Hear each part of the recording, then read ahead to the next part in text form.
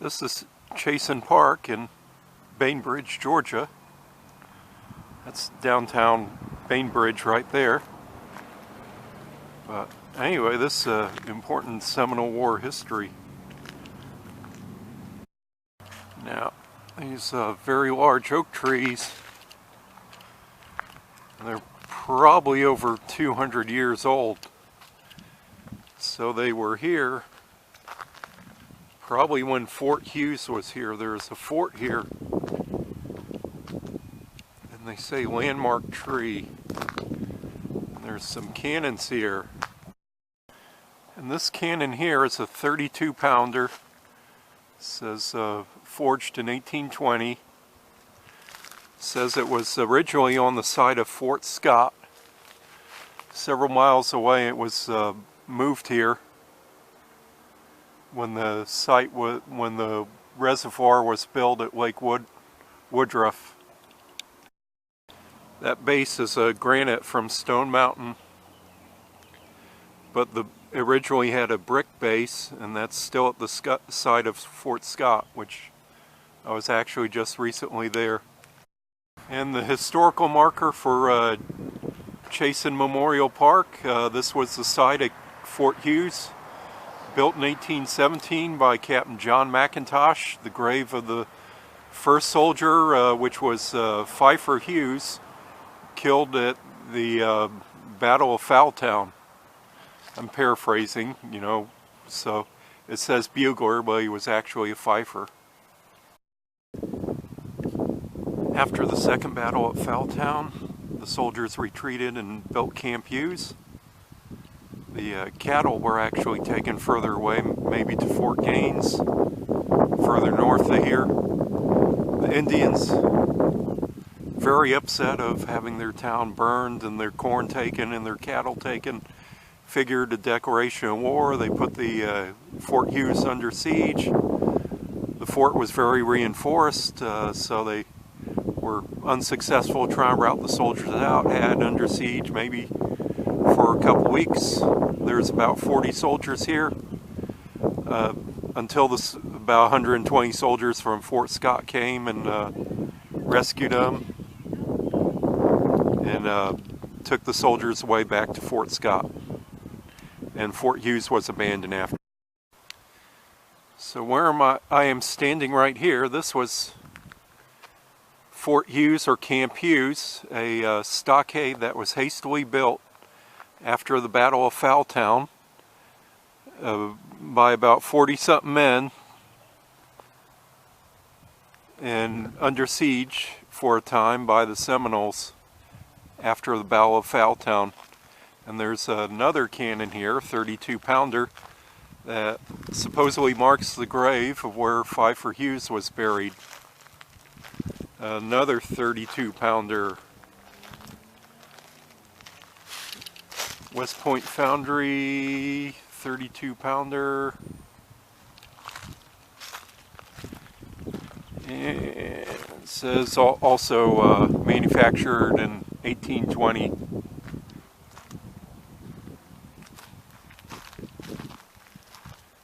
Touch hole down there, granite base. I don't trip over all the branches on the ground. Magnificent oak tree. So you have the soldiers after Fowltown. They came here and hastily built the fort, probably left these oak trees here for shade.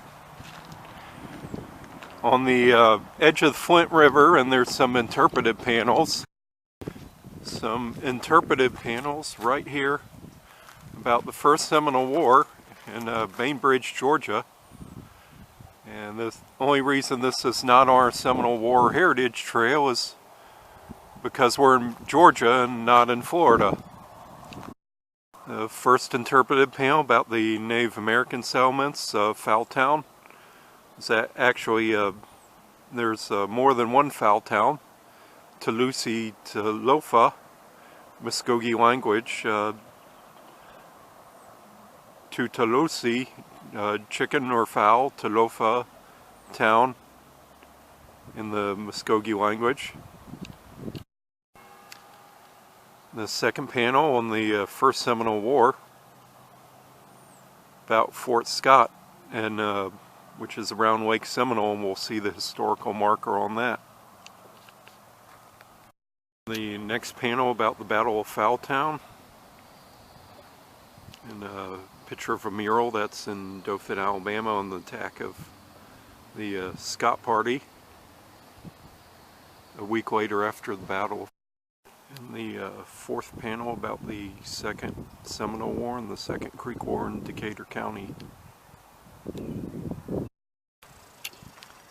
And the Indian mound here, par 7 mounds.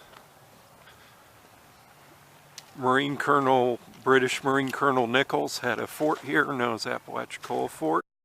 Of course, you can see the high river right now, washing right into this Indian mound right here. Usually the river's way down past these trees.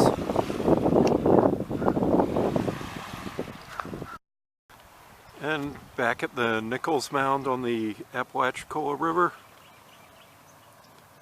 This area was the site of the Scott Massacre on November 30th, 1817.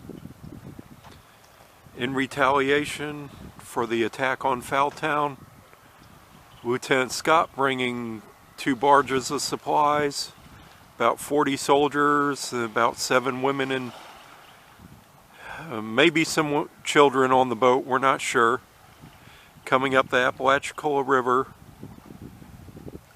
almost at Fort Scott on the other side of the Woodruff Dam, which is right past the bridge. At night, wind blew them right into the bank here, and once they came to this point, they were attacked by Indians. 6 of the soldiers dived off and got away. The rest were killed. Once Lieutenant Scott's boat was attacked, of course the Major Muhlenberg from Fort Scott sending another boat down to assist them. They actually didn't see the boat, the remains of the boat, probably drifted down. They went to a cheesy bluff and they were put under siege for 2 weeks. Eventually Captain Clinch, no relation to Duncan L. Clinch, who was also involved at Fort Scott.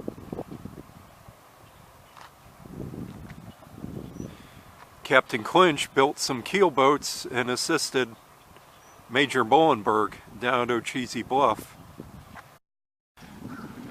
Anyway, after the rescue of Major Muhlenberg at his siege in his boats at Cheesy Creek, the one survivor from the Scott Massacre was Mrs. Elizabeth Stewart, and she remained a prisoner among the Indians for several months until rescued by Creek allies of Jackson under William McIntosh at the Battle of Econfina Creek several months later down in what's now Taylor County, Florida.